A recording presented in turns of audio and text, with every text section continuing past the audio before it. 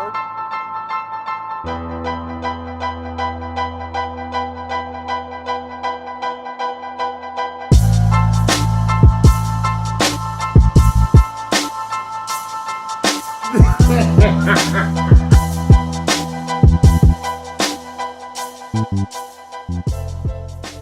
Microphone check, 1 2 1 2. Mic check, 1 2 1 2 1 2. Mic check, 1 2 1 2.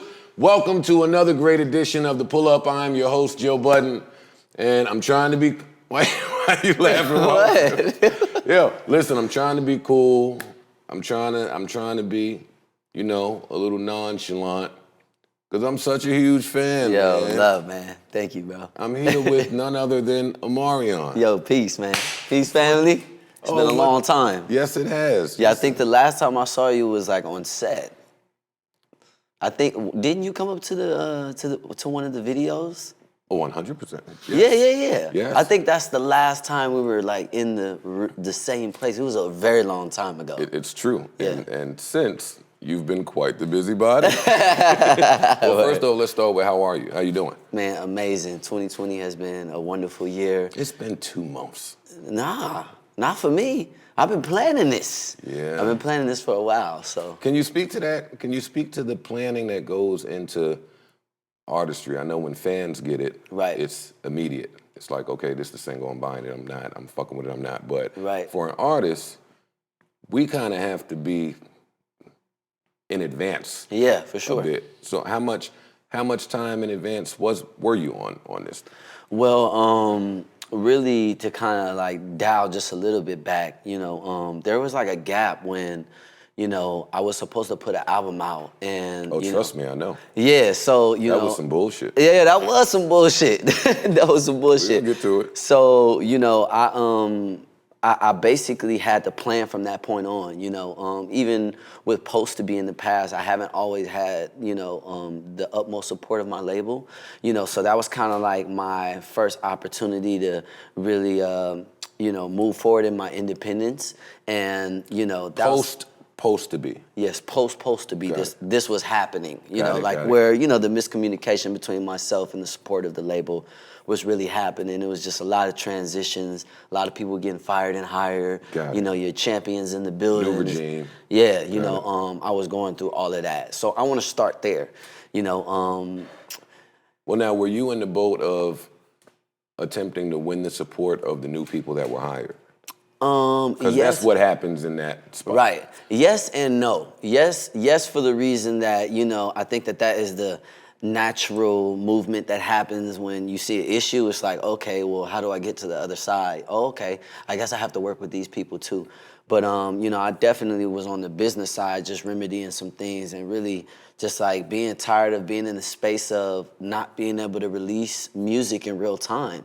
That album particularly was titled Reasons, that was on Atlantic. Mm-hmm. And, I had just had my first child, so I really matured. I really experienced what it meant to create now outside of just myself. I'm not making this music anymore for, for a #1 record, Yeah. so to speak, the business aspect of it. It was like, yo, this is my life. This And is that what might I'm not doing. line up with Atlantic's business model. Yeah, it didn't. It didn't, and I think that's the reason why I didn't have their support, you know what I'm saying? But from that point up until this point has been just an amazing journey, to now, have my, my imprint, OWW, Omarion Worldwide, Opulence Worldwide, to have a team of people that truly represent, my desires as a creative and, all of these new opportunities, the Millennium Tour. I mean, everything is just, it's been great up until to this point. So now you've got your own imprint. You have distribution Yes. with, can you share? Do we want to share? Because Hey, listen, the thing about Joe, I don't press nothing. We're going to get what we can get, but you have it. ADA. Okay. Yep, ADA. Okay. So one would wonder, or I would wonder, because I guess the casual fan would not. Can you explain how somebody might have some communication issues with the label with such a big record? Because Right. Supposed to Be Right. was a huge record. Yeah. you're not supposed to have label issues Yo, when it's you are wild. delivering huge records. Yeah, I mean, I guess some of the challenges would be, being part of a label that does support a really big act like Bruno Mars. That was really, I want to. Bruno's like pop. That's a different. Yeah, but he's And the. you kind of pop, but it's different. It is different. It is different. But, I say that to just say that it's like, they obviously have other artists on their label that they have Focus on. other plans for. Got it. However they, move that budget around. it. You know what I'm saying? I mean, we're still. Oh man, Bruno getting a whole budget from over here. I guess so. I mean, He's supposed to. 20 million, 20 million albums sold. I mean, yeah. It's 20 million. Yeah. Yeah, there's no way around it. Yeah. I get So, but I wouldn't necessarily just blame it on that. You know what I'm saying? Aside from hiring people that maybe not be fit for certain positions, because that was happening within, the space of the business. That's all- You know what I'm saying? It's that's like, all yo, business. hold up. So wait a minute. How long have you been doing this? How long have I been doing this? Okay, so I have to tell you how to do your job. You know what I mean? A lot of that was happening. I'm not sure exactly why, other than just the natural changes that were happening. As far as how artists are successful, and I had to really look at that for myself. You know what I'm saying? Because since I started, I was signed to a major record company, and really having to, I want to say, pay for my lessons. I paid for my lessons. All my lessons, I had to, I don't want to say a type of suffering, but No, there's suffering. Yes. There is indeed suffering with that only us artists know. And Right. you got to learn from it. So I understand it. Yeah, so coming out of that, it really gave me. I commend you because we've never seen you suffer. Right. Like we have to assume that. We have to assume something is going on by the hiatuses. Right. Or, Right. and we don't know. Right. But you've never shown the people that. Yeah, I mean, I've always tried to, push forward and create for the future. So, even though I was going through that, and this was also during, a time when, I was signed to Maybach Music, and then, they had their relationship with Atlantic, and then their relationship was changing. So, because And there that's was where it gets all crazy. yeah. I asked Wale about the changing of relationships with MMG and Atlantic when they were in negotiations and leaving. He Right. wouldn't touch too much on it, but I have to imagine it affected all of y'all. Well, I would say that it affected everyone, but just in an interesting way because, I think that everyone was on a trajectory to do different things. Yeah. You know what I'm saying? So, yeah, I mean, it was like no one talked about it. You know what I mean? It was like nobody talked about it and everybody made their own moves. And it was just like, oh, okay. I kind of found out, as a matter of fact, not even, with the respect of, having a relationship with someone and saying, hey, we're making some changes. So, you might want to prepare for those changes or plan, a strategy for you to go somewhere else. Like, it was just like, yeah, so, it's going to be some changes. And it was just like, oh, okay. Very abrupt. Yeah, we were prepared. I was prepared for it. You know what I'm saying? This is not my first rodeo. Because you've been through this Yeah, so, before. We can't put it's funny, we can't put some type of clause in our contracts that say, hey, when Right. X happens, I'm clear. Yeah. I'm out of that. Yeah. Because when Kev and Leo left Def Jam, it fucked the rest of it went different. Right. Is all. Right. Some people might say that the people that don't know. Mm-hmm. Actually, let's start there. Okay. Because a lot of people don't know. Like, somehow, you've been a child star. We've seen you mature in front of our eyes. Yet you're still in this, really underrated boat. Right. You sell out arenas, but people don't seem to pay your catalog the respect it deserves. Do you feel that? No. That's craziness. Yeah, the only reason why I don't feel that way is Because I'm on tour making $30 million off of my tour. Right. No, you know what? I think that there is there's like a disconnection between, you know, what currently goes on in the world of music and entertainment versus like what has happened in the past. And I think that for me, transitioning from a group and having so many different transitions, at one point in time being a part of Young Money, one point in time being part of Maybach, and by the way, I always like to say and speak to that, because I came from like basically a camp, you know what I mean? Like, you remember back in the day how important it was to be a part of something. Mm-hmm. I always, when I look back on it, I always was kind of looking for that. I was always looking for that. Mm-hmm. Yeah, I was always looking for that kind of brotherhood in business, or the archetype of a Rock Nation, and Rockefeller. I've always wanted to be a part of that. So, it's powerful. Yeah, it is, and it feels good to be a part of something. Mm-hmm. But we're here now. So, but I don't feel slighted. I don't feel that when people say it's like a underrated, or I don't feel that way. I feel highly rated, especially by my fans, because we're talking about a relationship amassed over 20 years, and even though quietly last year, the Millennium Tour was like top 10 tours, top grossing tour, the only Hugh sitting at the pinnacle of the tours last year. It's like if you know. And if you know and you care to know, then you know. And if you don't, then you don't. It's almost like Pharrell, some of Pharrell's production. You know what I mean? It's like maybe certain songs everybody doesn't really know that he produced and he wrote and was really a part of those songs. But if you know, you know. Then you know. Yeah. That makes sense. The tour, how was that? The previous one? Yeah, let's start with the previous one. The previous one, well, you first... You got rid of them niggas. No. Yes, you did. No, it wasn't like that. Yes, it was. No, it wasn't. That's exactly what it was. No, that's not. Get the fuck out of here. You just told me. You just told me 10 minutes ago that I've been planning this. Well, I mean, yeah, and that's why I have you here. You've done a few interviews. Yeah. And I've seen them. They were great. Right. But fuck all that shit y'all talking about. I'm being honest. You kicked them niggas off the tour. It wasn't like that. Oh, how was it? Because I don't believe that shit. I'm gonna tell you, I want to be very candid and honest with you.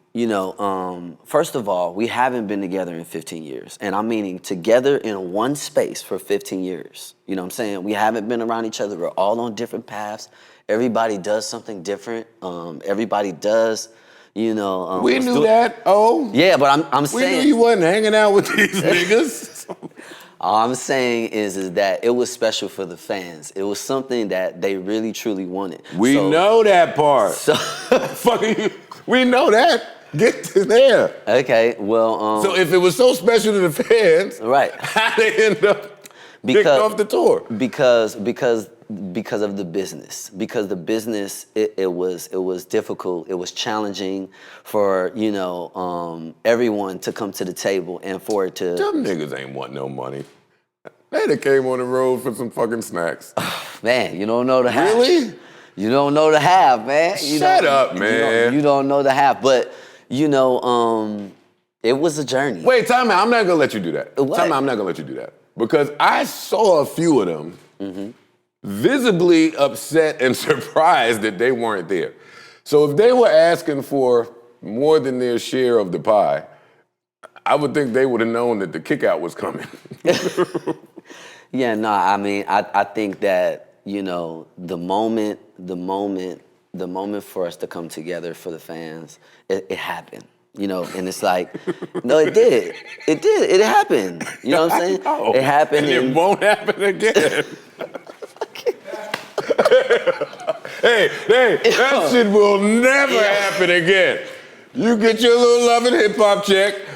Oh, man, I have so much fun with this. This is the best shit in the world. Because we've never seen no shit like this. We have never seen, right? And again, I've been a fan for a long time. Def Jam used to move around the release of certain records of mine because B2K was going too crazy. So I've had to watch this for a while. We've seen you and your group overcome things that other groups would not. And that's all we'll say there. Right. We've seen you kind of have this renaissance multiple times. Just different rebrands, recreations, everything. Actually, I was talking to somebody and they were wondering, where's Omarion been? Mm-hmm. And where's the music at? And how is he able to sell out all of these arenas? I said, you got Omarion like really fucked up. I don't think you understand how big they were to what they're doing now. Can you speak to the longevity and kind of some of the things it takes to stay in this that amount of time through that amount of obstacles? Right. Yeah, I mean, it's hard to really speak to, other than, you know, it's like you have to have the ability to recreate yourself. You know what I'm saying? Within your Which art. is tough, especially without label support. Yeah, for sure. I mean, you know, I definitely had, you know, support with, you know, having a relationship with Janae and Chris, you know, and them coming through for Supposed to Be, that being, you know, one of the biggest songs I've had up to date, you know what I mean, being 3 million. So I have always focused on recreating and trying new things and challenging myself and, you know, doing it better. That's all I could really speak to as far as, you know, being able to stay in the game. It's like when you start so young, it's like, well, what else are you supposed to do? You know, you have to continue to recreate yourself. You have to continue to find new ways to be creative. Well, what normally happens is when you start so young, you have a longer runway to endure all of the bad contracts and bad business relationships that this industry has to offer. And sometimes that kind of kills your creative spirit, but not you. Right. It does kill your creative spirit. I'm serious, yeah. No, it does, yeah. So why not you? Man, I'm built. I'm built. You know what I mean? Coming in the game, you know, so young, like, you know, this is what I'm here for. This is my purpose, you know, to be able to, you know, kind of give people in this life experience a slither of joy, you know what I'm saying? Or whether that come, you know, in the context of Icebox or whether it come in the context of the new song that I have out. All right, slow down. This nigga started talking about the slithers of joy, so I have to switch the question up. I don't want to hear about the slithers of joy. Here we go. I have a question I've been dying to ask you for years and years, almost a decade. Okay. And this question is like really important to me. In MIA, it says, and boy did that record help me. Thank you. Word up. Man. Word up. Them bitches, man. In the song MIA, you say, fuck her, I don't care. Yeah. With such conviction, too. It makes me believe it when you say it. But did you care? No. You are a fucking liar. No, I didn't. How? No, I mean, I got the kind of personality, it's like once I decide that when I'm done, I'm done. I don't go back. I'm a Scorpio. Oh, yeah. Okay. Evil ass nigga. All right, you probably really didn't care. No, I didn't. I always wanted to know that. Because I was saying it, but it was false. Yeah, no, it was true. It was true. Walk me through that record. Yeah. That record at that time, I think niggas had written you off. Yeah, for sure. For sure. You felt that? Yeah, because I think that people didn't really understand the move of me being with Maybach. You know, that was the greatest press conference in the history of press conferences. For sure. By the way, that was awesome. For sure. All right, but yeah, they didn't understand. I could see that. Yeah, they didn't understand that, and you know what I think people didn't take account to is that, you know, the relationship and the connection that me and Rose had was very normal and natural. It's like I had seen him in IAA Weekend, and I forget, we was at a club or something, and then, you know, he just said, "What's up?" I had just basically experienced, dealing with Young Money, and I'm like, yo, I don't even know what's gonna be my move from this point. You know what I'm saying? And he was like, yo, man, I'm building Maybach music. We should talk. You know what I'm saying? And that check came like that week. You know what I'm saying? He was handling business, and when I cut that record, I was spending a lot of time in Miami, and Slow down. I don't care where you spend time at. No, I'm just saying. Were you I was heartbroken. Huh? Were you heartbroken?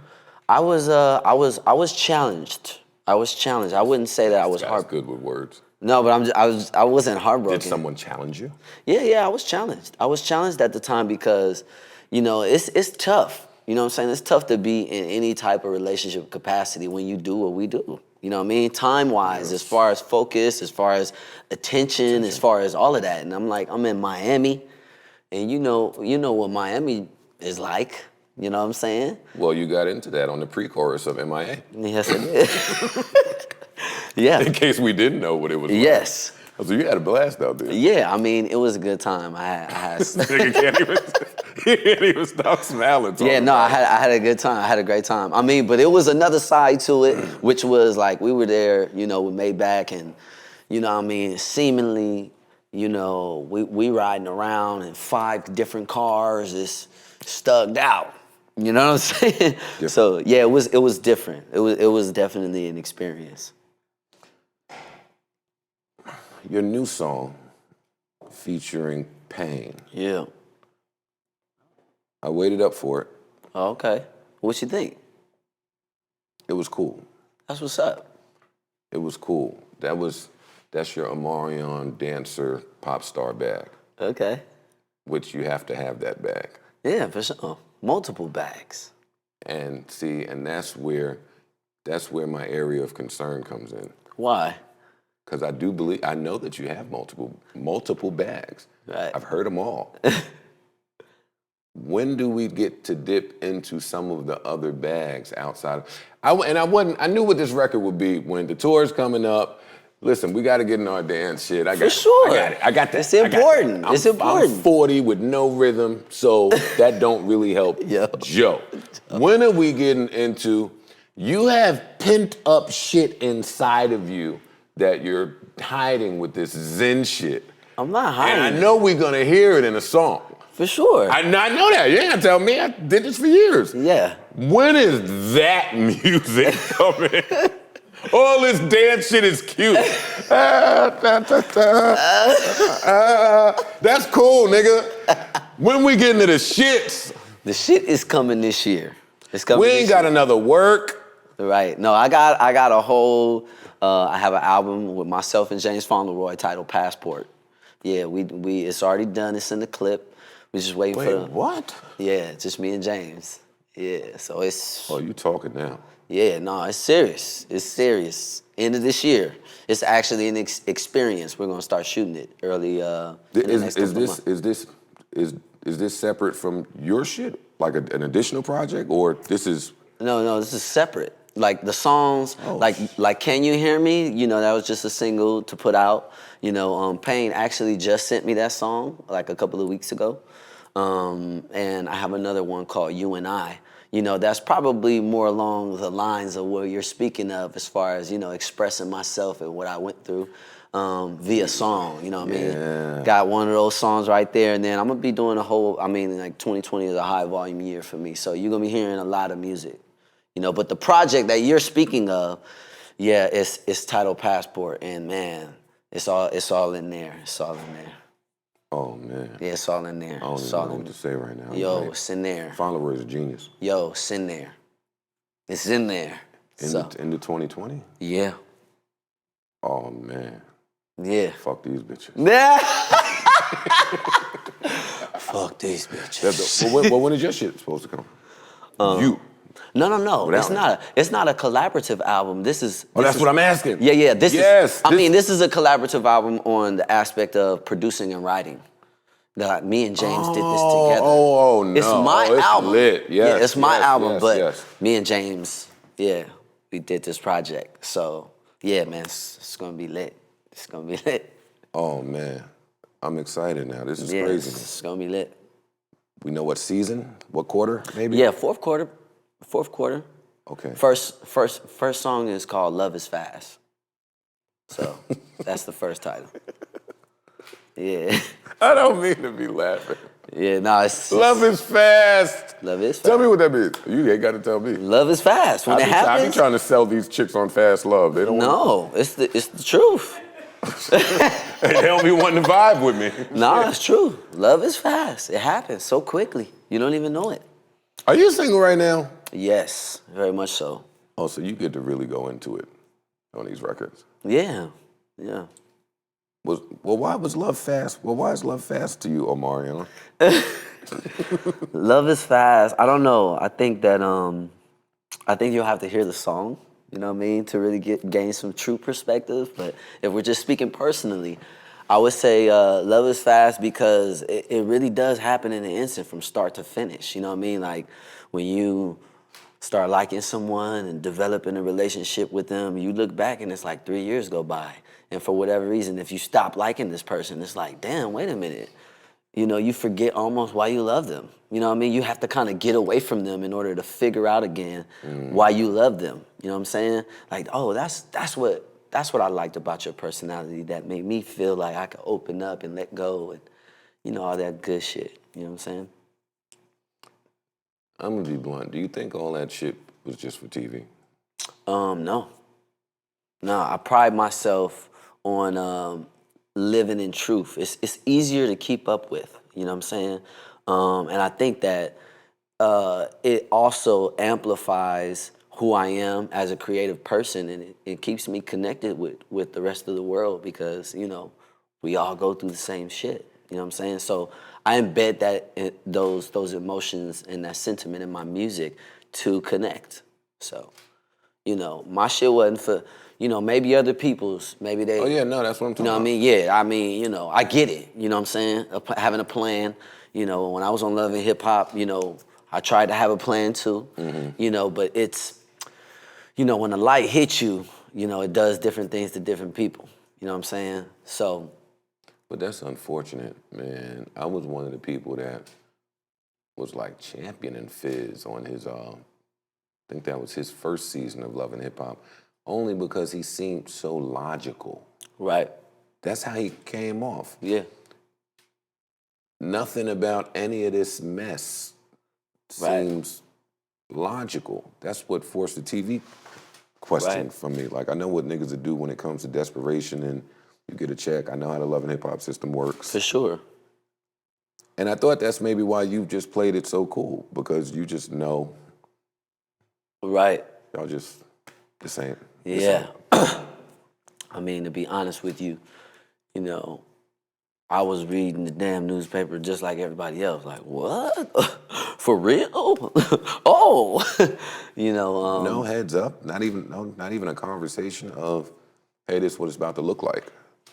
Nah, none of that. None of that. That's the other part of why I wanted to talk to you. Like,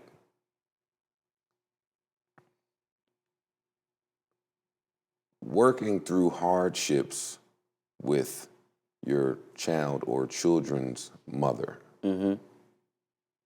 while also having to protect your child, children's mother. Right. Can you walk me through the tightrope that is? Man, it's tough. You know, it's a day by day type of thing. You know what I'm saying? Because to be completely honest, you know, she's in a how could I say? She's safe. She's safe forever. She's safe forever because, you know, we have created something together, and you know, it's like the business of kids, and you know, like really. That terminology hurts to hear. What, the business of kids? Yeah, I've been hearing about it a lot. There's a business aspect of kids, and I don't mean like in the financial, like, oh, I'm taking you to court type of way. I just mean like, yo, you're a human being, and you need to be responsible for your kids. You know what I'm saying? That's, you know, whatever you're doing to provide and to make sure that your kids don't need it for anything, and then there's this other side, like forget you being able to provide for them, like they need to actually be nurtured and they need to be talked to and they need to, you need to read to them. It's like a whole thing that you need to do in order to have, to build up and have like a good person on the planet. You know what I mean? I'm finding in my own personal experience, all of that is true. I'm finding that it's harder to get to that space that you're talking about when you and the mom are not Right.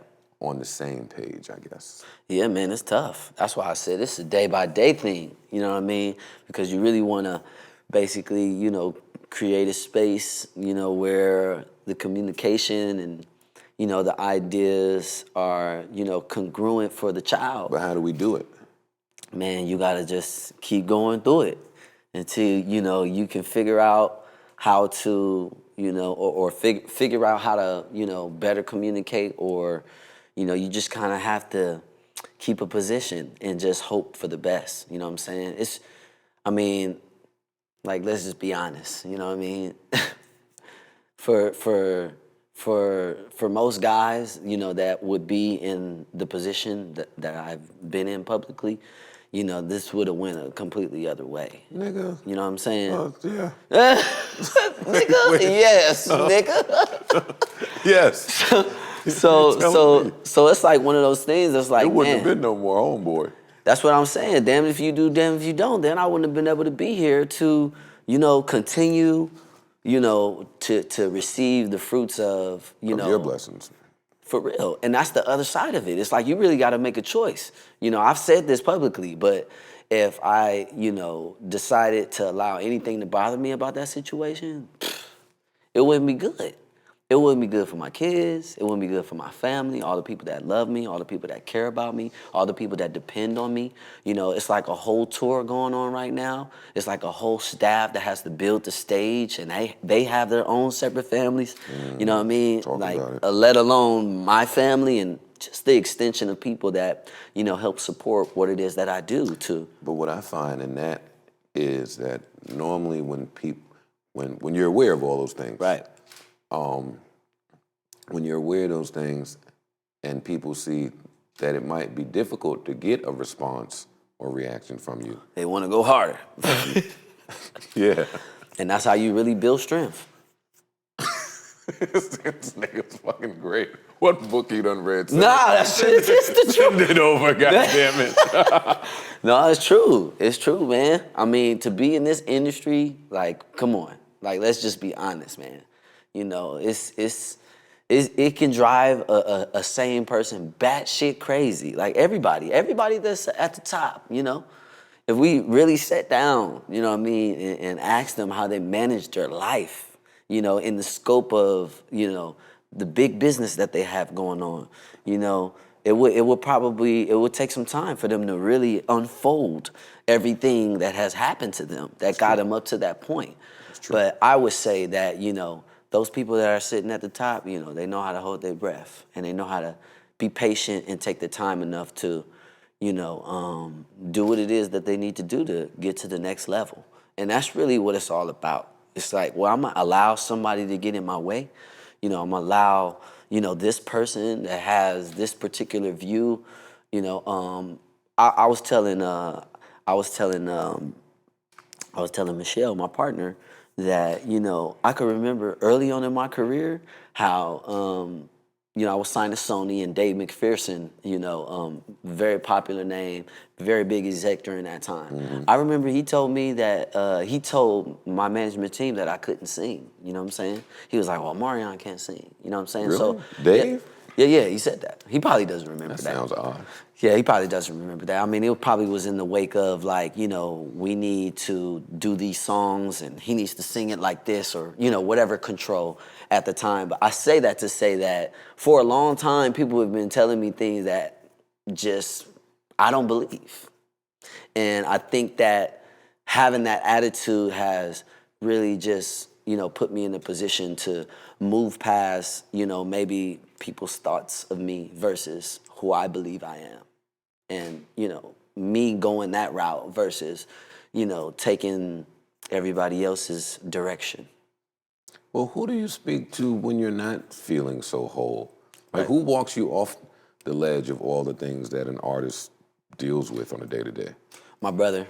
Got it. Yep, my brother, my family, everybody that I work with, we're very close-knit, you know what I mean, and we support each other in that way, but, my brother for sure. Okay, that makes a lot of sense. You're real family-oriented. Yeah. Mom and dad? Yep. Both? Yep. Still around, still hanging, still supporting. Yep. Ever have to go to them like, listen, don't pay no mind to this, none of this Oh, shit? for sure. Because I mean, our yeah. parents are involved. Yeah, I mean, after what was happening on Love and Hip Hop, I had to, tell, it wasn't even just the fam. It was fans. It was just regular people, at the barber shop, you know what I mean? We got the same barber and they like, yo, man, what's up with O? Is O good? Because, Yeah, no, that's it could go to so many other levels, Yes. you know what I'm saying? So it's always been cool to have that reverence and have that love amongst my community. You know what I mean? I have that support. I have that foundation. A lot of people always ask me like, well, how do you do it? Oh, and I'm like, foundation. Yeah, it's never the work of just one. That's Yeah. why I ask. You Yeah. you seem that grounded. Yeah, man, for real. This shit crazy. You know what I mean? And it can take you to some, to some levels that you can't come back from. You know what I mean? Yeah, one bad decision. Yo, It'll cost you. facts. It'll cost you some things. And then these two got the nerve to fucking break up or whatever the fuck is going on. Did you see it? No, I didn't see it. You good? No, what happened? I don't know. I didn't pay too much mind to it. Okay. I don't So I know. saw something that said they was done. For me, that okay. confirmed the TV shit. I'm like, y'all done 2 months after the reunion. Come on, like, don't, nigga, knock Right. it off. Whatever. Right. Are there plans, though, to have a conversation with your group mates at some point? They all seem like unclear. Right. Even though I'm mad clear on Right. what I'm seeing. Maybe not now, but Right. at some point. Right. What I'll say is that, we share something unique and special, as kids. And I always like to look at that aspect of our relationship because, we were all so very innocent. We was all so very young and just really eager to perform. So I always kind of, respect and treasure that aspect of the connection because, without that, I wouldn't have had, the platform and the opportunity to be who I am today. Just like, the Jackson 5s with Michael Jackson, just like Beyonce with Destiny Child, just like Justin Timberlake with, NSYNC. So, I appreciate that. But as far as having a conversation, if there is ever an opportunity, I don't know that will happen anytime soon because I feel like there needs to be some time for some growth and maturity. You know what I'm saying? And I think as long as that happens, which isn't promised, you know what I'm saying? Then I wouldn't mind chopping it up. I don't know what we would have to discuss. You know what I'm saying? I don't know that I would be doing more listening than anything. Got it. You know what I mean? Because I don't have much to say. I don't have any things to say that's like, other than we did it. You know what I mean? We were able to, and when I think about, there was a show at Universal. One of the times we were just breaking up, and we almost all got into a fight, but we had to still perform. And that little itty bitty, factor, like going on stage and being pissed off at someone and not fucking with them. It really prepared me for the future moment. You know what I'm saying? So I take it with stride. It was a moment in time. It was a great time, and now it's time to move on. How difficult was it dealing with Raz B's mental health on the tour? it seemed like every other week there was a new story Right. about it. It was tough. I can imagine. It was tough, man. For y'all and him, I could see it. Yeah, it was tough, man. It was tough. We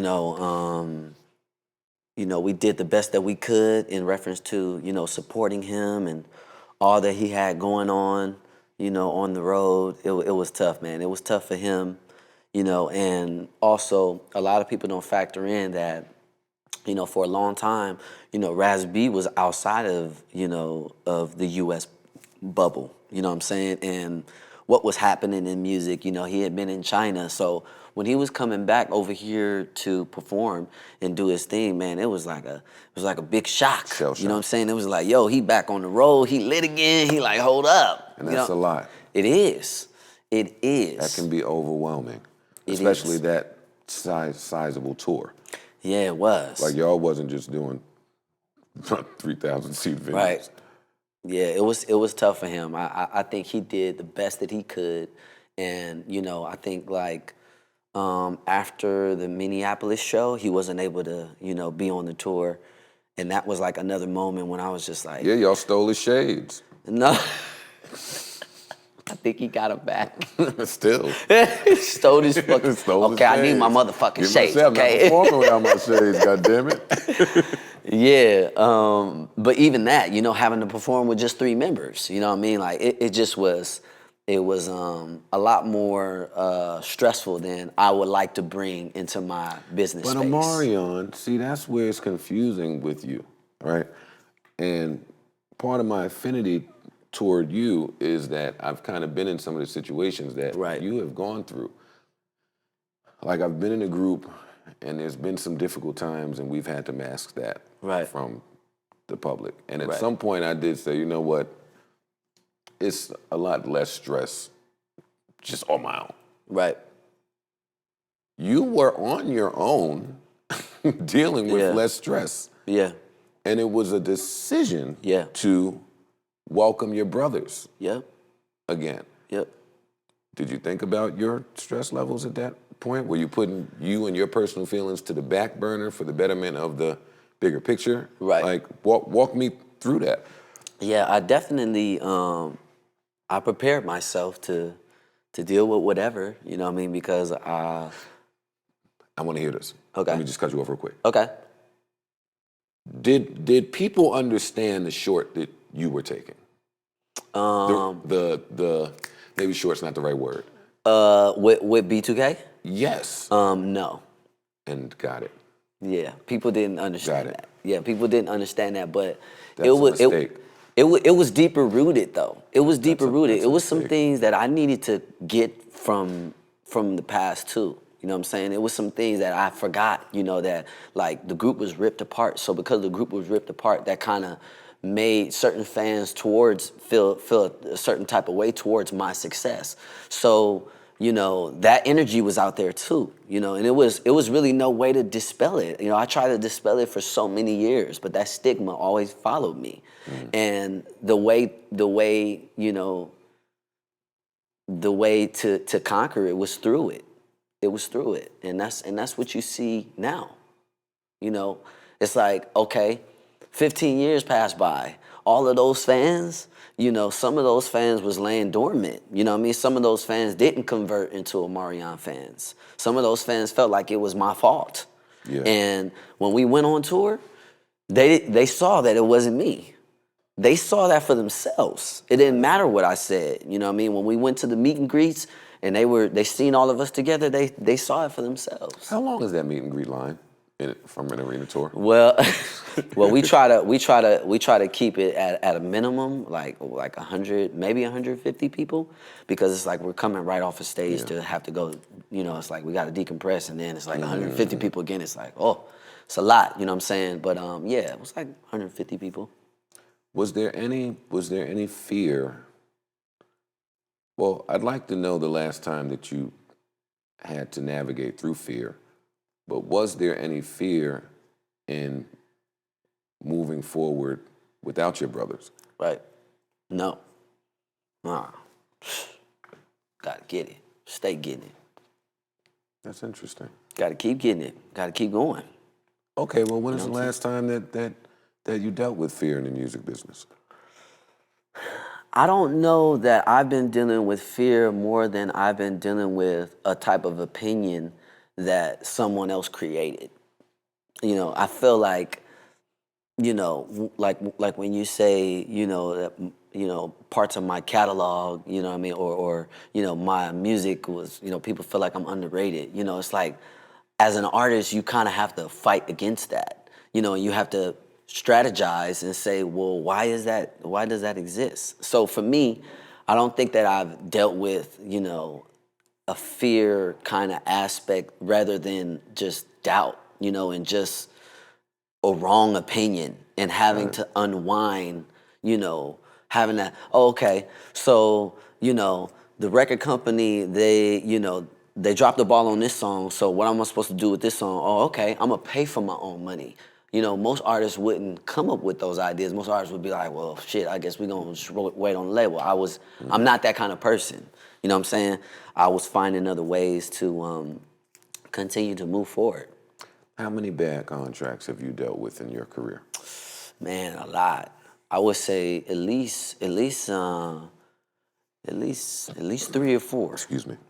3 or 4 is too much. 3 or 4 is too Yeah, I much. counted about probably 5 for me. Yeah, About 5. Yeah, 3 or 4 is too much. I mean, but I got out though. Well, and that's why, I ask it because in the midst of all of this, the conversation now is about Meg versus her, whoever Right. she's against. Right. And the fans who enjoy the music don't really seem to know all of the bad contracts that we as artists have to kind of fight through just to get to the contract that we might Right. like. So I ask you that as a veteran Yeah. that has just been successful the whole time. Has it been situations where you had to situation yourself to the next situation? Yeah, for sure. Can you Always. speak to that? Yeah, I mean, I remember at one point in time, I actually took a small course on record contracts. I was like going to see a teacher and, just learning language and, Oh, you got fucked bad then. Now, I mean, a bad contract is a bad Once contract. you start picking up the books, to Yeah, go nah, through it yourself. I mean, who's gonna, I mean, like, let's just say hypothetically, you want to go and hire a lawyer, you know what I'm saying, that really actually knows what they do in the entertainment business. It's not that many, you know what I mean, that are actually really knowing what these contracts are about. That's really attempting to do their job.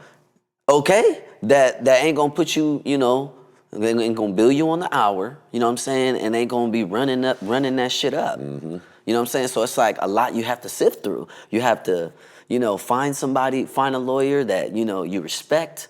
You have to know what their history is. I remember, man, one of my lawyers, his eye was over here. That should have told me from the motherfucking rip. Like, don't trust this motherfucker. You feel his eye is over here. Because I seen what I one mean? of my lawyers in the club one night. That's what I'm saying. At 2 a.m. I'm just like, fam, I don't want to bump into my lawyer right now. You have to go and do some lawyer shit. Right. Yeah. So, I've had my fair share of, of bad experiences with contracts. But the one thing is I've never had a problem with fulfilling, maybe besides maybe like one contract, like with, some publishing, you know what I mean? That's, I had to like, unravel, and it took some time for me to get in a better position to be able to say, okay, now this is what I want to do with my publishing. Got it. That took some time because those deals were so horrible. Those deals was like, yo, okay, 300%, and all of these songs have to be, released within a specific time. And you're like, wait a minute, hold up, I would never fucking agree to this because this is impossible to actually do. You know what I mean? To align with a record company and for them to, they don't give a fuck about, what you got going on. They like, oh, okay, well, this artist is coming out. Okay, we're gonna put that song out.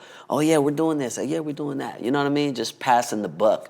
People not really doing their jobs. There's a lot of that in our business. In the music business. You know what I'm saying? So yeah, I've had my experience, but I got through it. And I came out on the other side, better, smarter, Well, what was you said you said you had to go through it so you could get the end result as far as pub that you felt was appropriate. What was that? Oh, I'm still working that out. Got it. Yep, still working it out. But you know, I'm in a great position. Yeah. I'm in a great position. You know what I'm saying? Especially as far as any new music or any new designs. You know what I'm saying? Like, Because I have to imagine anybody involved with your publishing should have counted you out. yeah, probably. Because that's what publishers do. Right. Like, if you go a few years, like, all right. Yeah. Oh, so this is a good, you got to get it. I don't know. You know, you're gonna see. What's up with, so Bow Wow seems like the logical choice. Right? Go on the road with your brother, Mr. 106 in Park. Bow Wow, if you're watching, I love you. Right. How was that conversation? Simple, smooth, easy? Well, Yeah. yeah. Well, I'm gonna be honest. I was I'm quite surprised that another. Well, first of all, let me just say, Bow Wow is King Kids. You know what I'm saying? There will never be another kid like Bow Wow. You know what I'm saying? Maybe the closest thing that, will be like him will be like his daughter Shy, you know what I mean? Because she has all of that too. You know what I'm saying? I really wanted to know if he, if he could deliver. If he can, is he really ready to go on the road? I wasn't going to say anything, but I saw a clip. I don't know where the show was at, where the tour was at, but it was you and Bow Wow. And y'all were doing Let Me Hold You Down. Mm-hmm. And he came out and he was hopping around and she was doing his, the show shit. Right. And I said, I would have investigated if he could do this before he came out to do it. This looked like at one time y'all hit the same dance move. Right. And I said, he did investigate it. Yeah. That's what I said when y'all hit the same dance move. I said, Yeah. There's been practice, there's been rehearsals, there's been conversations. Yeah. There is some sign of just being in sync. Yeah. And I think that is, aside from like, it being hard, to grow up in the public eye, because like we all know it's other child stars that are like fucked up. Fucked up. You know what I'm saying? And he is, he's still Shad. He's still the kid that I remember when we was on Scream Tour 1. We all had scooters with our name in the front, and we was fucking running around. Like, there's still a piece of him that I see, that still exists. So that was one thing I just wanted to, see if he was gonna be like, if he was gonna be for real, or if he was just gonna bullshit. You know what I mean? And I got to basically experience that when we went to Atlanta. He came out. For the Millennium Tour. That's not fair. What? He lives in Atlanta. Yeah. Yeah, it was lit. What do you get to really see if someone is performing where they live? Well, it was 2 times before he asked me to come out for the So Def reunion. Yeah, so I was able to see it in between those 2 moments. You know what I mean? Like, yo, what you doing? You know what I mean? And he's doing this thing, he got a Fast 9 coming. You know what I mean? Like, he's continuing to work. He's continuing to progress. And I love what he is doing with his daughter. He's obviously matured. You know what I mean? So I see a lot of maturity. You know what I mean? So I think but he's still nuts too. Yeah, for sure. Yeah, but I mean, And the nuts part, that won't but this nuts... This nuts is different from whatever nuts you've whatever nuts you've experienced in this year. You could kind of deal with whatever Bow Wow is at this point in time. Yes. Yeah. Okay. Yeah. Okay. They say that R&B is dead. That's the topic of conversation out there. Which is really interesting. I think at some points people in hip hop get tired of shit to talk about, so we just start creating like. R&B is dead. Right. What do you think? By far it's not, because the rapper became the singer. You know what I'm saying? Right now. So you talking now. yeah, no, it's truth. It's true. You know what I'm saying? So it's like really, And you singers became rappers. Not That's you, true. but some of them. No, that's true. That's true. But yeah, it's a mix. Emerging. Yeah, it's a mix. You know, I really do appreciate the changing of all the words I hate, the landscape, the climate. Like Right. what these kids are doing out here now in rap and R&B, like I appreciate it. Where It's different from '01 when I got signed. Like Right. my kid is making music. That's lit. My kid is 18. Oh, that's tight. My kid thinks he wants a record deal. Like Why you say thinks? because who really wants a record deal, Omarion? Like Give him some distribution. now distribution is one thing. Give him some distribution. But the kids, you know, we fall victim to the same things. When I was a Right. teenager, I saw the videos. I saw all of my favorite artists on Def Jam. I saw the video women. Right. That is what was attractive Right. to me. So I guess for my kid at 18, he's seeing the same things. He saw his dad go through that business, maybe not Right. have the greatest of times. Right. So he wants to, I don't want to jade him with my experience. No doubt, no doubt. You know no what I doubt. mean? Like, if you want to get a deal, this is my opinion on it. Yeah. But I want you to do whatever it is you do. And for me, there's a freedom in that. For sure. Like, I don't know if I would be able to advise my kid the same way if I were creating music. Right. Okay. I understand that. No doubt. And I'm happy. That's See, what's up. we've never seen you deal with like mental health shit, depression. We've never seen any of it because you've been home chilling with your great family. Fucking some of us. I mean, it gets tough. Some of us, yeah, but listen, for you niggas that are able to, when it gets tough, like block yourself off from the public, the fans, and just deal with it on your own. All us wasn't like, my fans always saw when I was fucked up. Right. They always saw when shit wasn't right. I was emotional, they heard about it. Like, Right. I didn't have the squad around me to Right. maintain it the same. Word up. That's why I know you done been through some of that shit too, but it's fine. sure. It's okay. No, no doubt. Yo, You've I'm had not. to. You're too long of a tenure. Yo, you know I've been through I it. know. For sure. Which is why when I see you with this smile on your face, it's like, I be genuinely happy. Word up. What the fuck are you and Bow Wow doing after these shows are over?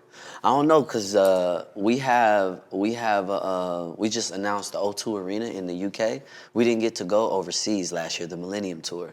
So we just announced that we'll be in at the O2 Arena on the 30th of May. That's right now the last date after the US run. So I'm hoping that this spawns, another run overseas. Are y'all still taking dates or you're closed it? Nah, I think we overseas, we definitely, you know what I mean? So yeah, I don't see why not. Like, go to Australia, go to, Africa, like why not? People want to see Millennium Tour, you know? I know, which is why I think you have a different understanding of the question I was asking. Mm-hmm. I'm sure you guys have great business planned after the show is over. Uh-huh. After each tour date, what are some of the tour shenanigans that you and Shad Moss are partaking in?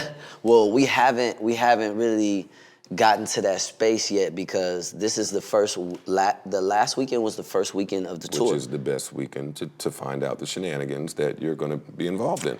Yeah, So but you not feel when the it out? workload is heavy. Like, it was stuff about the stage we have to fix, you know what I mean? Like, we're getting the 3 show. minutes to fuck. No. Oh, you talking about that shit? It takes 3 minutes you to talking about that fuck, shit. meet somebody. Because listen, when us old niggas go on the road, like it's just whoever's Yo. there.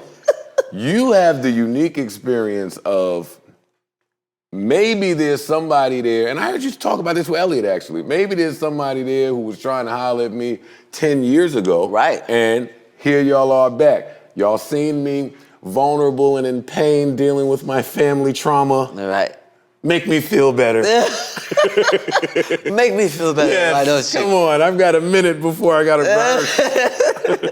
Yeah, nah, I mean, there hasn't been any tour shenanigans. This was the last. Oh, y'all touring wrong. Nah, I mean, we You're have too focused. we have our show out here on Friday. Yeah, I don't know what you're doing. Man. Yeah, I'm coming, goddamn it. I'm coming. Okay. Yeah, but Friday we at the Hulu at MSG. So, we gonna see.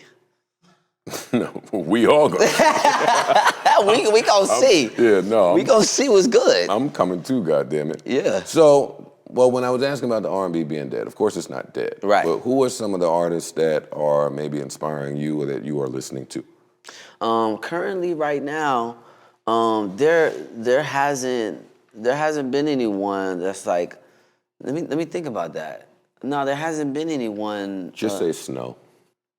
Oh, Snow Allegra? Just say Snow. Yeah, Snow Allegra's Snow and dope. her, I feel like everybody else you can figure it out. Yeah, Snow Allegra's dope. But as far as anything like real new that I'm just like, yo, I'm like super impressed and I'm super interested to see where they take it. I haven't really seen that. I think everybody that's new is kind of in that new phase and season of making music, which is a part of selling music. And, that music just hit different. You know what I mean? When it's like, oh, okay, this is the hottest writer, and then this is the best producer, and then here goes the song. You know what I mean? Like, I wanna feel something. You know what I'm saying? I wanna, even the hip hop songs back in the day made you feel, something. 100%. So I just want to feel. You know what I mean? And it's not enough of that to go around. But Snow is lit though. Snow is great. Yeah, Snow is lit. Why did you cut the saxophone solo off on Sex Playlist? The song, I didn't. Not the album. Well, why didn't you let it run longer? You thought it should have went longer? 100% it should have ran longer. Yo, shout out to my uncle, Gerald Albright, you know what I mean? But, yeah. I think y'all niggas killed that. I think y'all kill it, like letting the solo run. You're right. On the end of a record. Yeah, nah, that was a big moment for me because, That album was ridiculous. Thank you. James Fauntleroy. I know. Yeah.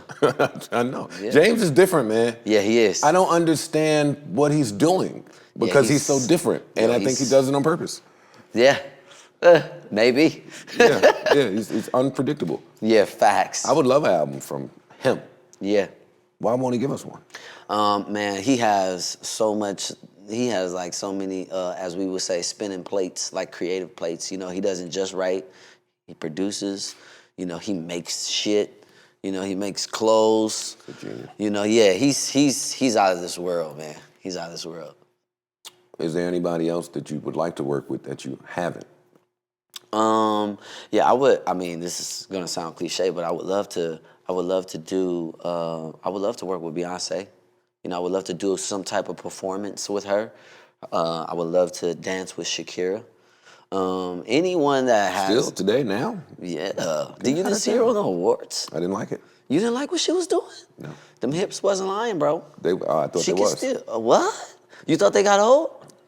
A little bit. Okay. I mean, it's natural, so I wasn't mad. Like, I'm aware of what Shakira has done. Right. So I didn't hold the Super Bowl performance against her. But I could see you wanting to do that because you're Yeah. passionate about dance. Yeah, and I think it would be dope too to see a man and a woman like just dance together. We don't see enough do of it no that. more. We don't see it. Yeah, you know what I'm saying? What is your favorite record of yours? My favorite song of mine, it probably would be this song. This song that's on Passport. Passport is called "I Tried." Oh man, Yeah. I'm gonna cry. Yeah, you might. No. It's heavy. It's heavy. Don't try to make me cry. Stop staring at me, nigga. Well, what is it about? I have to ask now. I have to ask the generic, what is it about, even though I know what it's about. I mean, I'm hit to all the things he says when he's thinking. First lyric. Zen answers. I tried. Do you ever feel like, while you think of that, do you feel like a failure when you try that hard in a relationship, I'm assuming, and it does not succeed? I think in the moment sometimes we feel that way, but like being able to really sit back and look at it, it's just some shit just don't work. Some shit just don't fit. You know what I'm saying? So I don't really like to harp on, my contributions in every relationship is always positive. You know what I'm saying? So I don't really. Is that a self-centered outlook? Nah, I think Because that. isn't that for someone else to say? I feel like when you really understand who you are and you know that you bring value to the table, I see women do it all the time. You know what I'm saying? I'm bringing value. That's my attitude. So what are you bringing? They do that. Yeah. So to me, that's how I feel. I don't. I'm not being cocky or arrogant about it. It's like I know what I bring to the table. You know what I'm saying? So if I have to walk away from someone, I don't feel bad. I feel like, hey, that's how it was supposed to be. Is there any effort or concentration from you or your team to just stay off of these fucking blog sites that seem to run the business? Right. Because you do a good job. I think in some capacity, there has to be some level of involvement, but I do try to maintain integrity within the scope of all of my creative art because it's so easy for people to make you a meme and then your business to be like a joke, you know what I'm saying? And, I felt like, when I signed with MMG, like people put me in that position. I didn't like that. You know what I mean? It was like, oh, y'all forgot, that I had, 2 #1 albums, #1 songs. Like, just because I'm not voicing this, you know what I'm saying? It doesn't mean, like, when I did the Hip Hop Awards, it was like I gave too much energy. It was like, please. Yeah, for sure. Fuck y'all. Hell Fuck no, y'all. that was the greatest shit but ever. I'm just saying, people can make you feel a certain way. People can make you feel like, oh, well. You gotta relax. Yeah, and it's Doing like, too much. It's like, what? I'm bringing that energy. You know what I'm saying? So, yeah. Okay. I think for me, that's the fight. The biggest fight is like within myself. You know what I'm saying? It's like, what do I really want to project? You know what I'm saying? Who am I? And I know who that. I know who I am. So I don't have to question things. I don't have to question, of course, in the moment when certain things are taking place, you question like, well, why is this happening? But every time I come out of the situation, is definitely some lessons and some takeaways. And I think that's all that one can ask for. You know what I'm saying? Just some takeaways to, decide whether or not I want to go back at it again or try it a different way. So it sounds like the growth in Omarion, the person, has led to the growth in Omarion, the musician. Facts. Because we all having a life experience, and I don't know one person that has just like a really just chill life. You know what I mean? Trauma is a part of it, but it's how you respond to trauma, and it's how you decide to use the trauma to your advantage. That really puts you in a position to use your trauma. Do you feel like how much of a disparity exists between Omarion, the person, and Omarion, the musician? And do you think that your audience is aware at all? I think that there is a thin line, but because I grew up with my audience, I think that I feel the need to, be honest and, be myself, within the scope of my art. Yeah, that's how I feel. You have a record titled Know You Better. Yes. I have 2 versions of that record. Hey. One featuring Fab. Right. One featuring Pusha T. Yeah. What happened? Why are there 2 versions of this record? You know what? Let me think about that.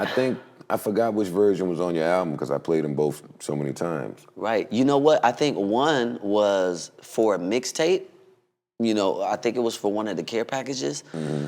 And I mean, Fab, I've worked with Fab in the past, and I don't know, I think maybe we was on tour overseas or something like that, and he hopped on the song.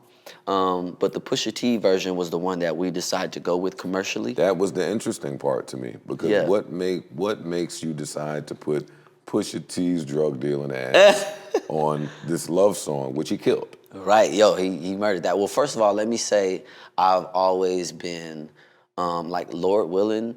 You know, that was like my favorite album. You know, I played that got it. album depth. I'm a Clips fan, Got it. actually.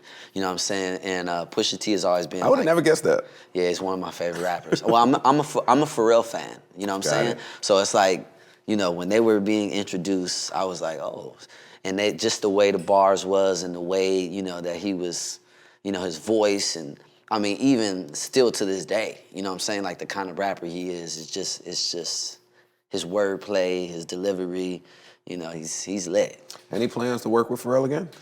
Yeah, I hope so. I hope so. I hope that the universe just The open. fuck does that mean, Omarion? I hope so. Well, I mean, I haven't seen him in a while. You know what I mean? If Ain't all y'all out there in Calabasas?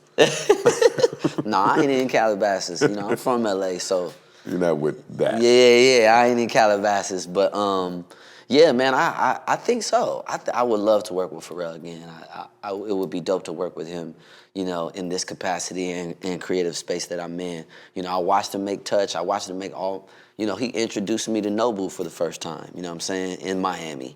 You know, so Pharrell, and he also gave me some really important advice that at the time seemed very simple, but that was just very true. And you know, I remember we was doing the Touch video, and he was going back and forth with my label, and you know, they was basically saying, well, we want Omarion to do this, and he was saying like, just let Omarion be himself. You know what I mean?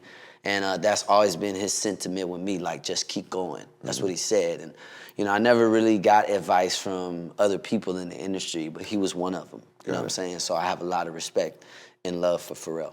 Got it. Yeah, so hopefully we get to work together in the future. That would be dope. I mean, I see he's like back to his back out old here. ways. Yeah, he's back like out he's here in the cooking mix. up. Yeah, so I'm hoping, you know, I catch that wave, you know what I mean? Get another classic for sure. Yeah, because I thought of Touch. Yeah, Classic. period. Facts. I thought of Touch, and again, when I look at the climate happening today, with dance being such an integral part Right. of what everyone is doing. Like, now we see the videos of, you know, you just get all the dancers to come to a location, Right. dance to the song. Right. I'm gonna give you this content for the next 60 days. Okay. I always think of you Word. because Word. that's your mold. But when you be low, I say, why is Omarion not capitalizing off of a climate that seems tailor-made for him? Right. Like, fuck all that dancing in the kitchen shit. When you gonna get to that? It's going down. Is there going down. concentration from you? I guess what I'm asking is there a concentrated effort from you on the new album to focus on dance as well as your hardships and Yeah. like to really bring that aspect back?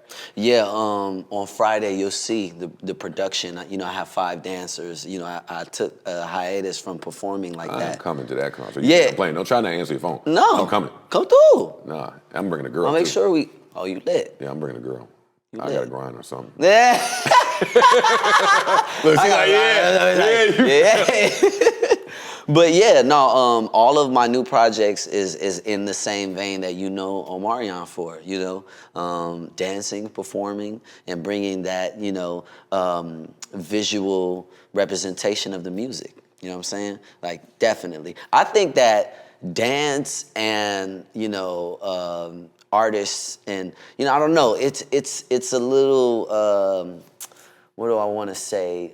It can be a little jaded, the formula and format of it, because a lot of people don't know what dance is anymore, and they consider knowing the popular dance as knowing how to dance, or acrobatics as dance. It's like, oh, he did a backflip, and that's not really dance. You know what I'm saying?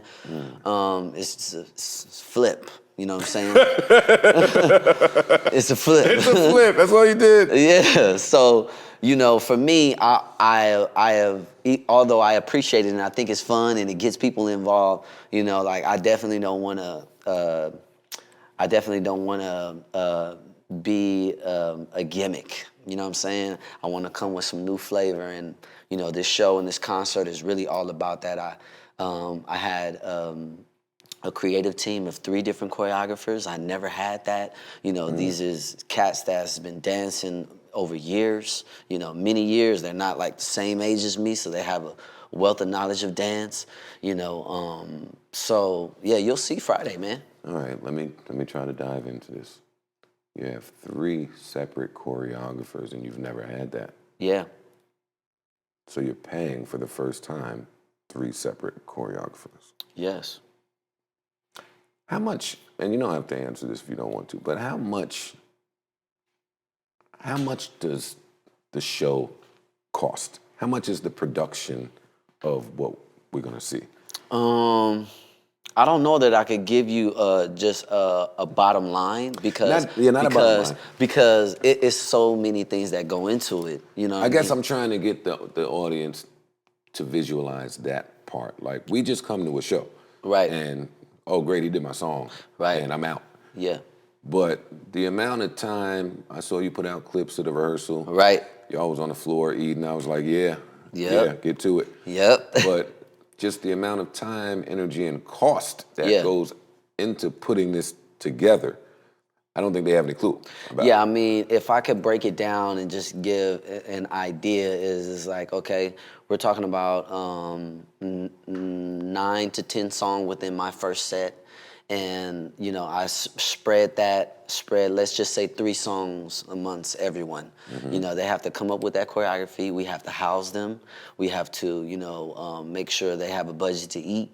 We have to make sure that they're on time. See those things. We have to, actually prepare, I forget, how many months was it in advance we started preparing for the tour?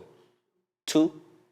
So 2 months in advance. So, you can, sum up those numbers, 2 months, and then we have to prepare for stage. And then... yeah, that's paying by the day. Yeah, so it's a lot that... Overages. Yeah, it's a lot that goes into it. The dancers, travel. The smoke machines. Okay, you know what I mean? Lights. Yeah. It's a lot that goes into it. But what I would say is it's definitely not cheap. So. It's definitely not cheap. So. Well, what more is there for Omarion to accomplish in the music business? Like, I think I definitely want my accolades. I definitely want some Grammys, to look nice. Shut and up, pretty. man. Yeah, it would be nice. Yo, what's up with all you LA dudes? Why do you LA dudes, and not just LA dudes, but mostly you LA dudes, y'all love these Grammys? Right. Why? Why do you put so much credence into this fucking crooked Grammy board? You feel that way? I've been reading it for the last however many months. I felt that way for a few years. Right. They have reports that came out about the lack of transparency in the Grammy process. Right. They have some reports that came out that talk about the conflict of interest between the Grammy board and some of the third-party agencies and attorneys that they hire to get these things done. And they've been under a lot of scrutiny. Now, I feel like that about all of the kind of institutions and accolades that artists praise. Billboard, for sure, Grammys, for sure, whatever. But y'all, it's like, what would it prove? Well, let me say this. You talking about a Grammy? I think you damn near not too far removed from getting the Icon Award or whatever it is. Right. And we got to sit here and talk about a Grammy. Explain it to me. Right. Well, what I would say is that, it is a type of accolade. It is a type of, network that, a lot of people that I revere and I respect are a part of. So that is, I think, initially, or just, on the surface, is why it's attractive, to want to be a part of, the other class of, high-level performers. I think for me, that is probably but the only reason. But you're in that class. No, I get that. But it's like, okay, how could I explain And I'm it? sure that they put you in that class. For sure. Like, for me, never got a Grammy. I've been nominated a few times. Yep. For me, the MCs that I thought were the best in the world, if I had their acknowledgement, Right. then I never needed a Grammy. Yeah, for sure. If Scarface told me I was the dopest nigga, then I was. If Hov said it, Right. I was. For sure. If Nas said it, I was. For sure. y'all just be so fixated, and I, for the life of me, cannot understand it. Well, I mean, I would say that it would be something nice to have. It'd be flattering. Yeah. It'd be flattering. It would be nice to have. It would be nice to have. I mean, I have awards, you know what I'm saying? So I understand the sentiment of having them and them being kind of... And what they mean to the business. That's it. Now that doesn't fall short on me. That's it. For me, it's like, oh, okay. You know what I mean? It's almost like having a number one. You know what I mean? Or having multiple number ones. Or you get your first number one, then you're like, well, I want another number one. Yeah, you know what I'm saying? So for me, because I've been in the industry long enough, it would be nice to have one of those. But even the it would be number nice. one. Right? Number one means I did this shit. As an artist, right. It means I did this shit, my shit better than all you niggas. You think so? I don't think that. Well, what do you think? I think that it's like you win a Grammy and then you put it in your house and then it sits there. And then it's nice. It's a nice gold thing that you can cherish. Or you drink out of it like Drake. All right. Yeah. I love that move from him. It said, I don't really hold this of so much importance. But even the number ones, like, okay. No doubt. That's a label celebration. No doubt. Yeah. I mean. Like, our art is our art. Yeah, I would say it's not something that I have to have, but it was something to feel whole. It would no, not even to feel whole, because honestly, like for me as an artist, it's really about influence, you know, and I feel like I've amassed that over my career, you know, inspiring other people. That's what I feel like the mark of a really great artist is, you know what I'm saying? So Same. I'm fine with that. I'm okay with that, you know what I'm saying? But as far as, you know, some of the industry standards, it would just be nice to have it. It would be a nice piece of leverage to have. That's what I would say. Now that's different. Yeah. Now that's different. That would be a nice piece of leverage to have. And I guess you are in a position still where leverage would be nice. It would be helpful. I think it's helpful anytime. You know what I'm saying? To have leverage. That was pretty deep. Do I need leverage if I'm not asking for anything, or if I want for nothing? Well, no. Maybe then, you know, you're satisfied. You know, maybe you're happy where you're at. You know what I'm saying? But if you want more, you definitely going to need leverage.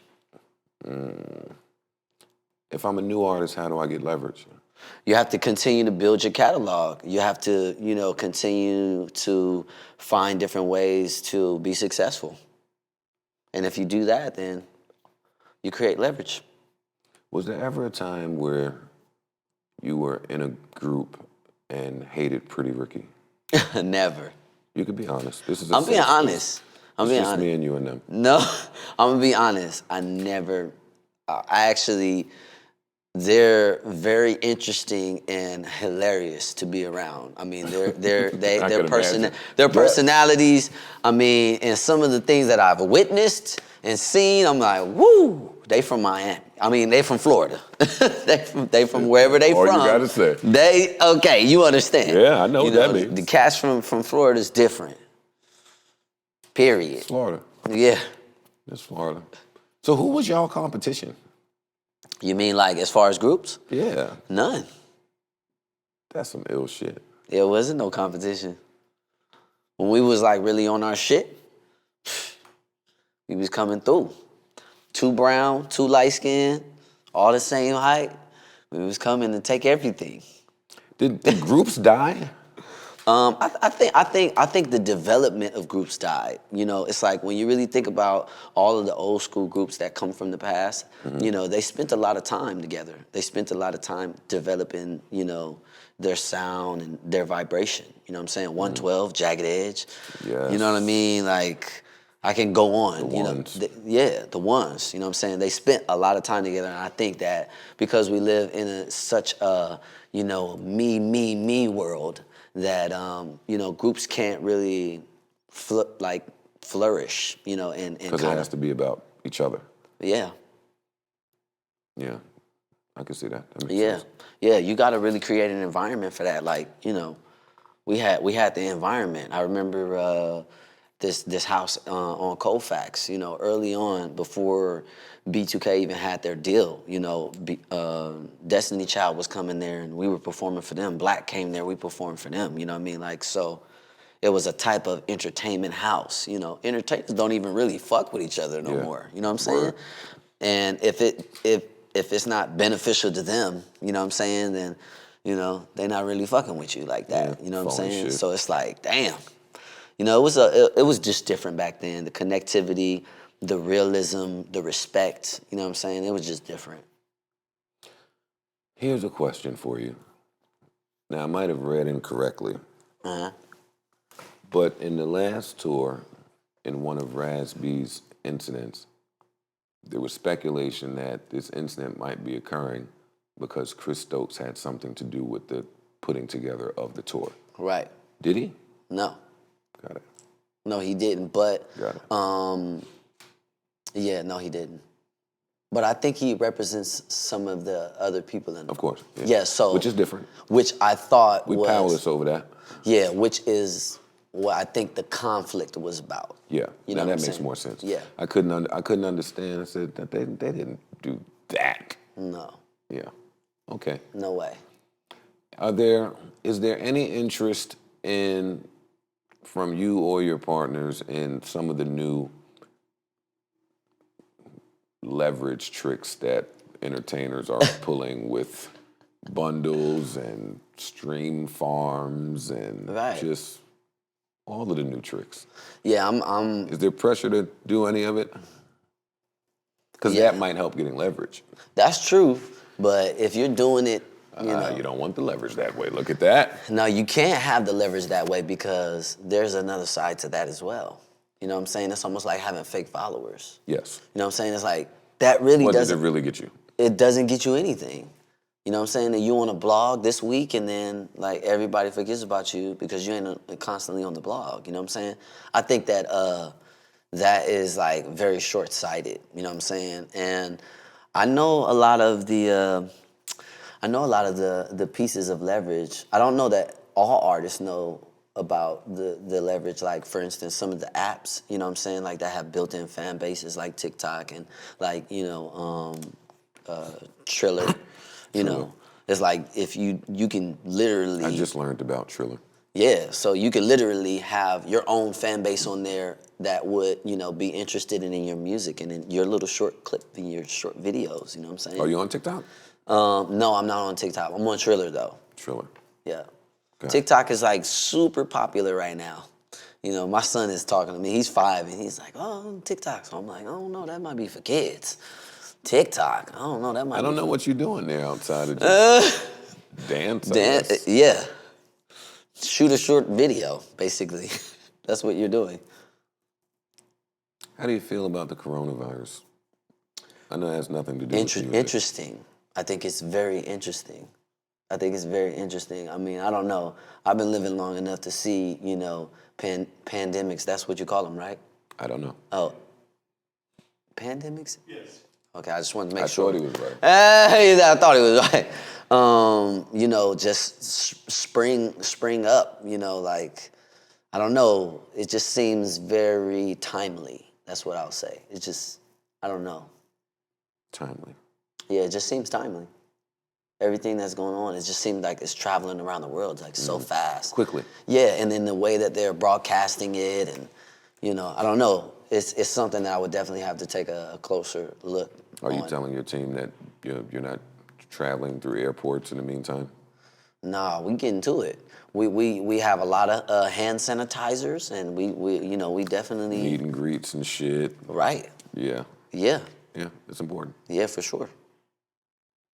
What else do I want to know about this new album? That I Tried record, to circle back, how long is that song? How long is that song? 4 minutes? Maybe 4 minutes. Yeah, I think it's 4 minutes. I think it's 4:40. Yeah, no, that's that joint right there. Yo. Damn, I want to know more about this song. Yeah, man, you gotta hear that joint. Whoo! Is it in your phone? Is it?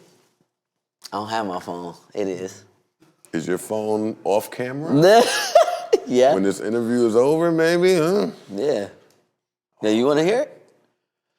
I'm going through it, man. I need you R&B guys to save me. Like, y'all sing the gospel for dudes like me. So, yeah, not that R&B is dead, but somebody was saying that they just don't sing about love. Right. Anymore. Yeah, that's true. And that's true. It's all about turning up and getting to, turning up, Yeah. pills, bitches, fuck her. Yeah, definitely need some motivation. It don't know if it sounds like too much love, it's gonna be on Passport either. Nah, I mean, the one thing that I can tell you about Passport is that the whole point is self-love. You know what I'm saying? That's like basically what I get into is that's like you have to be enough and you have to know that you're enough in order to, really move through life and heartbreak. This is this new clean R&B way of dissing someone else. Like Neo just did that shit last week when I spoke to him. What? It's really just self-love. Self-care. It is. It's not about anyone but us and the energy we give off in the track. Like, yo, it's true. I know it's true. It's really true. But to have it mastered this way is great. Yeah, I mean. Okay, so we're getting self-love on Passport.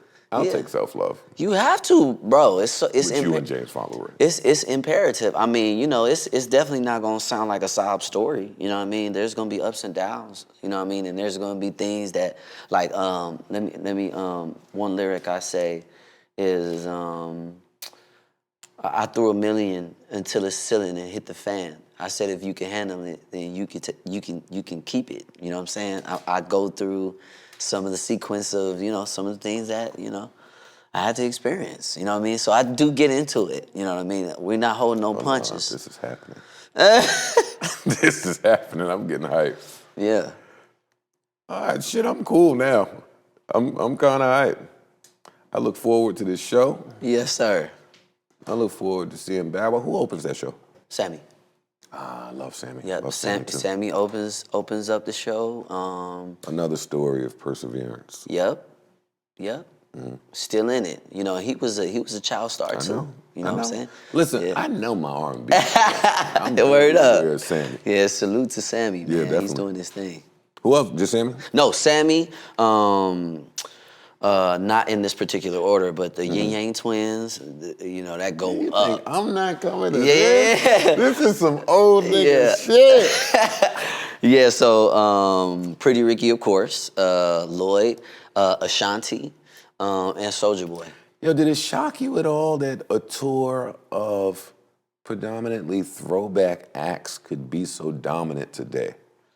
Yeah, actually, when I think about time and when I think about how, like, the 90s pretty much came back in the early 2000s, now that we're in 2020, it makes sense that the early 2000s would be happening in the 2020. In 2020. Yeah, so to me, it's like, that tangible time that, everyone that's a part of, our music and our age bracket that's like, yo, we remember that good time. We want to remember that good time. So let's live there because there's too much wild shit going on. And, the music now is crazy too. You know what I mean? Just the context and some of the words and some of the things that are being repeated. I'm like, you can't listen to that, son. Sorry. The first 3 lyrics is Oxycontin, and this and that. And I'm like, no. So What do you think about the growing trend of, I don't want to say sampling an old record because that's just been here since the beginning of time, but R&B, right? They are taking. I think it's lazy. There you go. Okay. I think it's lazy because it's like who you want to really have like well first of all it's already difficult in my personal opinion to make a great song greater. So if you're not making the song greater, then the song is kind of like what it was. So I think that people forget that they're sampling a great song, and they forget to make it even more great. which is difficult to do. You know what I'm saying? I think they're just trying to go with something that might be familiar to a group of ears. Yeah, and I think that the sentiment of that is okay, but I think that like in Execution. Yeah, and in totality, it's almost like, you know, it's giving you, I guess, the metaphor that comes into my mind is like a mushroom, so you can grow, you know, but it's like you have to keep that going. You can't stifle yourself by having a song that is already famous, and then it's like, well, what happens after that song? Mm-hmm. You know, you still have to create music from scratch. You know what I'm saying? You can't have one massive hit that was a hit already and then not have to go to the drawing board. You know what I mean? They got to keep coming. So, you know. That's true. You have to, you know, you got to work on some shit that's not somebody else's. You know, you got to work on your own shit. It's basically what I'm trying to say. You know what I'm saying? Perfect your art. You know what I'm saying? Yeah. Continue to grow in your skill. You know what I mean? I think it would be nice to have a song that, you know, like Let Me Hold You. Let Me Hold You was a Luther Vandross song, you know what I mean? But we remixed it. It was a rapper on it and a singer. You know what I'm saying? Whole different thing from what the original song was. Yeah. So it's like we contributed to it, so it was able to amplify. Versus, you know, this one little part you got of the hook that everybody knows, and you're rapping over it. You know what I'm saying? I don't know that always is super The way to effective, go. unless you're Jay. You know what I mean? You do what the fuck you want to do. Yeah. Do what you want when you pop. You can do it. Yeah. Period. Okay, so Passport. Yep. Fourth quarter. Yeah. Tours happening. Yeah. Yo, here's what I want to ask you, because you know, when the MMG shit was going on, it seemed like there was a focus on releasing Lucy's or mixtapes, Yep. and then that stopped. Yep. I don't know why it stopped, but any attention to that at all? No more care package. Well, you know, I remember there was a certain point in time when mixtapes were so popular. You know, it's like so many people were getting recognition from their mixtapes. I forget. I think Nicki did like some crazy numbers from her mixtape, one of the mixtapes she had out. Mm-hmm. So that was something that I wanted to explore. And, you know, I kept the care packages coming because really, you know, at that time, I was, you know, dealing with a label who didn't support me. So it was like a way for me to, you know. Outlet. Yeah, and also sharpen my skill. And it's just like, oh, okay, I'll just put this music out right here. You know what I mean? So now that the skill is sharpened, then we're not beefing with labels anymore. We don't get any more care packages. Nah, I mean, we definitely gonna leave it there to transform it. You know what I mean? I don't know how long it would take. I don't know. You know, everything is like kind of, I feel like I exhausted that space, and now it's time for my audience to, you know, get some full meals, which is projects. Yes. You know what I'm saying? Like, it's time for some projects. It's time for some movies. It's time for, you know, it's time to open up a dance studio. Movies, you know what I mean? dance It's time. studio. Yeah, it's time. Yes, I was going to ask you what the future holds for you. These things just sound like they fall right in line. Man. You've done the movies. Yep. I assume you've been a large part of dance studios. Yeah. No, I definitely want to create a space. Speaking of, we're tied together forever from fucking. You got served. Yeah. Period. Yeah. Facts. Pump it up if you came to get it cooked. You came to get it good. You came to get it on. Listen, man. It's a classic, man. Was that this time? Hey, and I gotta thank y'all for that. Listen, y'all did that shit, goddammit. Yeah. Fucking changed my life. Yeah. Fuck you, Savon. That'd be dope though. Movies, dance studio, anything else? Well, you got an imprint. Yep, that, and also we're gonna be dropping the essential oil, Unbothered. You know, I have an oil. I didn't know if you was trolling with that. No, I'm dead serious. Oh, you dead ass? Yeah, I mean, it's gonna be an Ulta Beauty, you know, all of, you know, the hair. Oh, Ulta, that's the fancy shit. Yeah, I mean, we going. Unbothered. Facts. Hey! Hey, yo, were you a Scorpio, so there has to be, it's truth to that petty king shit. What? What do you mean? What do you mean, what do I mean? It's just truth to that. Nah.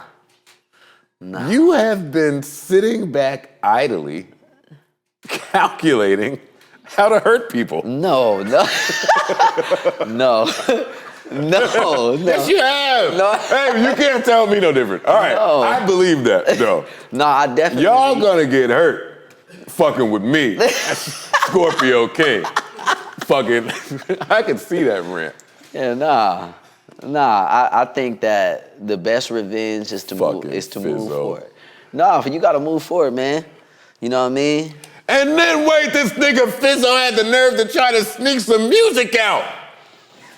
Nah, I heard you was going ham. I heard you was going ham on the podcast. Nah, My man. brother showed me, and I was like, yo. Cause wait a fucking minute, you bitch ass nigga. Wait. Why are you releasing music, nigga? Is that what you out here risking your man? Listen, that's why I can't move to LA. Yeah. Reasons like that is why I cannot move to LA. Because the things that we're gonna do just to get a record going.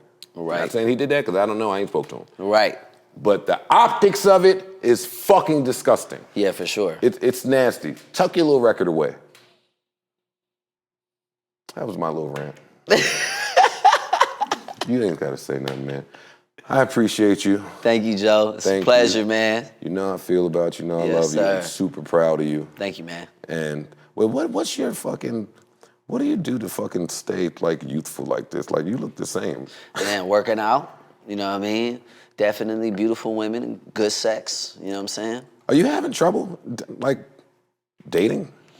I don't know. I don't know if I view it in that sequence. You know, like of dating. You know what I'm saying? I think Meeting people, or letting people meet you rather. Yeah, I really like to take my time, and you know, things gotta flow. You know what I'm saying? So Flow means we're jaded and afraid of commitment.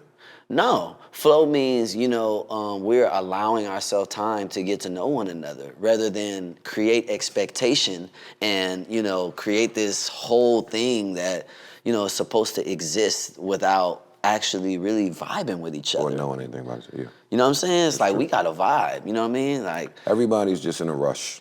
yeah, I'm not in a rush, especially to be in a relationship because, you know, that actually changes your swag, you know, as a man. You know what I'm saying? It's like a lot of cats lose their sexiness when they get in relationships, you know what I'm saying? And that actually has always been kind of a selling point for me, you know what I mean? To be, you know, potentially maybe a girl out there feel like she got an opportunity to be with me, you know what I'm saying? And also too, I took notes from the OGs, you know what I mean? I remember watching an interview and Babyface was telling Bobby Brown he shouldn't get married to Whitney, you know what I mean? Mm-hmm. It's little things like that, you know what I mean? That you just sit back and you think about it and you be like, hold up, wait a minute. You know, maybe I should just have a private relationship, you know, because privacy is the best policy to maintaining whatever the fuck you got going on versus, you know, a public business where your business partner, which is your girl, has to represent your business. And if she doesn't thoroughly understand how to represent your business, she's gonna fuck it up. Oh, this nigga talking. You know what I'm saying? So holy shit, this nigga is touching my soul. yeah, so it's just better to be private. It's better to just, but are you able to do that? Try your best, you know what I'm saying? Try your best. Try your best to just, hey, you know what I mean? But to be honest, you know, women, you know, if I'm gonna speak in a more general sense, it's difficult, you know what I'm saying? It's difficult. It takes a special woman to deal with men like us. Yes. You know what I'm saying? What comes with this life. You know, the atmosphere, the vibe you gotta be in, you know, when you're doing your work. Yeah, just the on switch. Yeah. Yeah, you have to know the difference between, and this is something I've battled, between what I'm doing for the sake of my career and just smiling and jovial, right, versus where I'm really at with this. And it's a fine line for someone to walk who hasn't had to understand this for most of their life. Yeah, and also too, you know, we're talking about a woman, you know what I'm saying? We're talking about, you know, a whole different being, you know what I mean? You know, you have to be delicate, you know what I'm saying? Delicate, sensitive. Yeah. They need attention. Yeah. that have to be catered to. I mean, there's some women that don't need all of that, you know. I Well, think. where are they? I hope they're at the show Friday. Yeah. You know, it's some women that's like, hey, I'll see you next time I see you. Yeah. You know what I mean? I find that those are, you know, more mature women, you know what I mean, that, you know, are not looking for so much all the time, you know what I mean, and that could just appreciate the time that they have with you. And I think that that is, you know, traditionally what should go into any good relationship. Yes. You know what I'm saying? It doesn't have to be such a fucking schedule. Yeah. You know, and I mean in the schedule like, well, we need to do this, or, you know, or this has to happen, you know, in my life before the time, you know, or whatever. Yeah. You know what I'm saying? Some women are real big on schedules. Yeah. And also, you know, titles. You know what I'm saying? You're going to get me in trouble, man. Titles, you know what I'm saying? Titles, And that fucks up things too. You know what I'm saying? Classifying, you know, what really a relationship that you and that person only understands. You know, and you have different connections with everyone else. You know what I'm saying? Like, that has to be understood and it has to be respected. But most of the time it's not, you know, when you're in a relationship, because there's an expectancy, you know, within the scope of that kind of messes up everything else. Well, that's some of the issues I've been dealing with. Now you my therapist all of a sudden. But yeah, is, you know, for me to consider myself such an, like I live by a lot of untraditional ideologies. Right. And that's all across the board. So sometimes I'm dealing with a woman that is in that same boat, but society standards of Right. things kind of intervene. And I'm like, well, wait a second. We're so unconventional. Yeah. How does society standards come into this and kind of Right. fuck shit up? Yeah, I don't subscribe to a lot of it. I don't. Yeah, I feel you. I don't either. I don't either because, you know, like honesty is just really, you know, the best policy. And, you know, some people can't handle it. Well, I was about to say, do you believe that women truly want honesty? 100%. I think some women do. My mom said no. For real? My mom said no matter what they say, no woman truly wants 100% honesty from a man. As far as full transparency on your thoughts, Right. how you got there. Right. Because it could be hurtful. Yeah. I get that. Are we to take responsibility for the deciding of what's hurtful, what Right. is too much, what's difficult, what's too much to handle, especially when it comes to this arena that they might not Right. know about? No, I think that I think the truth is a heavy thing, you know, and it's either you can take it or you can't.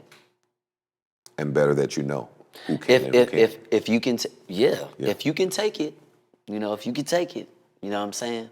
If you want me to walk you through those steps and you can take it, because, you know, if the shoe was on the other foot, you got to be able to take it too. All right, we're gonna end this because I hear the Scorpio petty creeping out in this area. Hey, if you want the truth, baby, if you can take it, that's that Scorpio shit I'm talking about. No, I'm just saying, it's the shoe could go on the other foot too, and it's a lot of men that can't take truth. Most men. Yeah, Most men. but you have to. You got to swallow that pill. You have Yeah, to. ego and pride is a bitch. It is. It shouldn't get in the way of things because, you know, people really have their own ideas and reasoning why they do things. And, you know, you have to be intelligent enough to recognize what those things stem from and how it pertains to you, because some of those things don't have shit to do with you.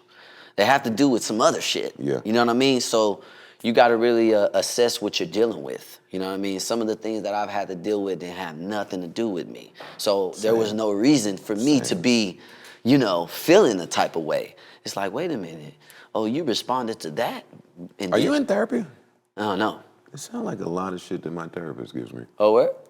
Yeah, nah, man. I think I've only ever done in my whole life maybe 2 therapy sessions. I'm not the kind of person that's ever been really comfortable as a person to do that. That's more Scorpio stuff, but it's cool. But it was really helpful. It was really helpful, you know, to be able to talk to somebody, you know, a complete stranger, and to be able to just, you know what I mean, communicate like that without feeling judged. I think that it definitely can open you up to just a new perspective, you know, without feeling so weighted down by it, by some issues in your life. You know what I mean? So, yeah, I only tried it out maybe like 2 times, and I don't know that. I don't know if something, you know, God forbid anything ever happened to me, but, you know, that I would ever like be in the position to have to do it again. But if I did, then I would. You know what I'm saying? Got it. I'm all about cures and resolutions. Even that, the way you said that was evil to me. Cures and resolutions. Well, thank you for sharing your perspectives with us. And it's all love, man. I look forward to the project. Yes, sir. I'm very serious about Friday. Come through. I done done. Mom, I'm gonna make sure. You've never industry talked to me, so I won't have to. You're good. But yeah. It would have been dope if you would have came last year, because you would have saw, you know, there was a J Boog moment where they did like a You Got Served thing, and, you know, we of course played the song. Well, you know, I wasn't gonna bring it up, but I mean, yeah. since you did, Yeah. I can't figure out why I haven't been invited on this tour.